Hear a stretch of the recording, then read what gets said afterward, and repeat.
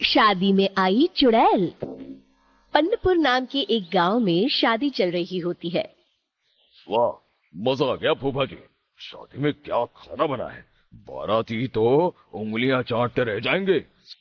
हाँ, तुमने सही कहा। पनीर की सब्जी का तो कोई जवाब ही नहीं। दूसरी तरफ पंडित जी फेरों की तैयारी कर रहे होते हैं कि तभी वहां एक चुड़ैल आ जाती है। अरे मर गया रे, ये चुड़ैल यहाँ क्या कर रही है? अरे दिवाकर जी, ये आपकी कौन सी रिश्तेदार है? अरे मुझे क्या पता। क्या भाग्यवान, कहीं ये तुम्हारे मायके से तो नहीं आई है?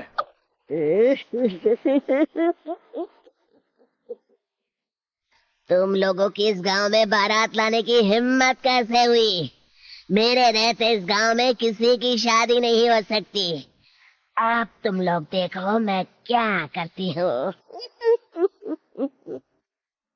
अरे मर गया रे, मैंने सुना है ये जबान की पक्की है। भागो रे भागो, वरना ये चुड़ैल किसी को नहीं छोड़ेगी।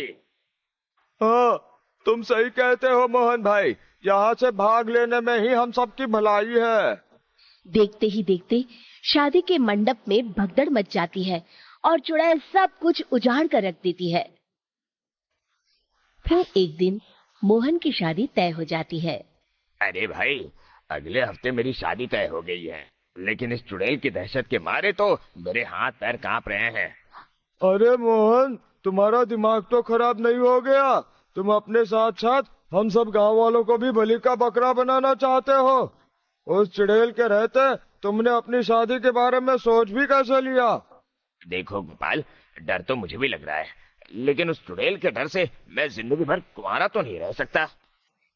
तभी वहां मोहन के होने वाले ससुर आ जाते हैं। अरे ससुर जी आप? देखो, अब तक मैं तुम्हारा ससुर बना नहीं हूँ और शायद बनूंगा भी नहीं। ये आप क्या कह रहे हैं? मैंने तो शादी का कोट भी सिलवा लिया है। मैं अपनी बेटी की शादी किसी अच्छे गांव में कराना चाहता हूँ। तुम्हारा गांव तो भूतिया गांव है। मैं तो क्या, अब तो कोई भी अपनी लड़की इस गांव वालों को नहीं देगा। इस तरह चुड़ैल के डर से उस गांव में किसी की भी शादी नहीं हो पाती। फिर एक दिन गांव के जमींदार अपनी बेटी की शादी करने का विचार करते हैं, लेकिन चुड़ैल के डर से उनकी भी हिम्मत जवाब दे देती है। अगर मेरी बेटी की शादी तय समय से नहीं हुई तो मेरी नाक कट जाएगी। मुझे कुछ करना ही होगा। एक सलाहकार के कहने पर जमींदार काशी से एक बहुत ही नामी तांत्रिक को अपने घर बुलवाते हैं, जो भूत चुड़ैल को पकड़ने में माहिर माना जाता था। सुविधा साहब, आप चिंता मत करिए, गांव की सीमा में प्रवेश कर दे। मुझे उस चुड़ैल के बारे में सब पता चल गया था। आप उसे जल्दी से जल्दी कैद कर लीजिए ताकि मैं अपनी बेटी की शादी कर सकूं।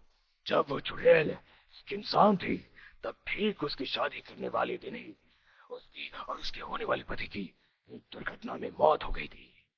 उसका होने वाला पति आज भी भूत बनकर जंगल में भटकता है।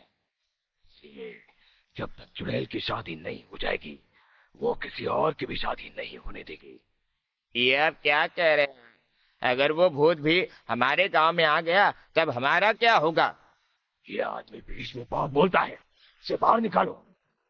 उसके बाद तांत्रिक बताते हैं कि अगर उस भूत के साथ चुड़ैल की शादी करा दी जाए तो वो चुड़ैल हमेशा हमेशा के लिए उस गांव को छोड़कर चली जाएगी। सुबेदार साहब, आप अपनी बेटी की शादी की तैयारी शुरू कर दीजिए।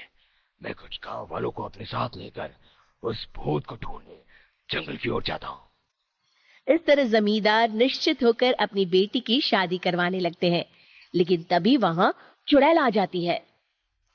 मैंने तुम गांव वालों को समझाया था ना कि इस गांव में कभी शादी नहीं करेगा।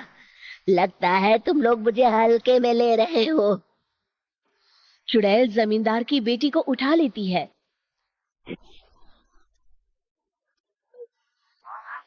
अब देखती हूँ बिना दुल्हन के तुम लोग शादी कैसे करोगे।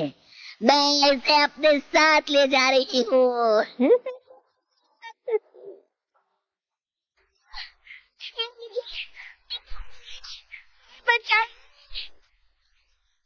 अरे कोई मेरी बेटी को बचाओ। तभी तांत्रिक उस भूत को लेकर वहां पहुंचता है।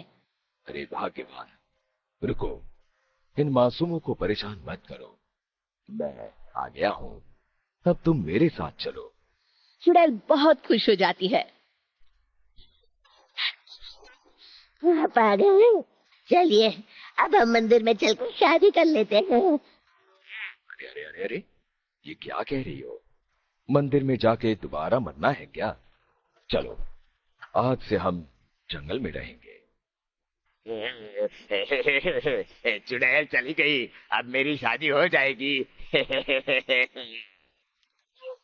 इस तरह सभी गांव वाले खुशी से झूमने लगते हैं।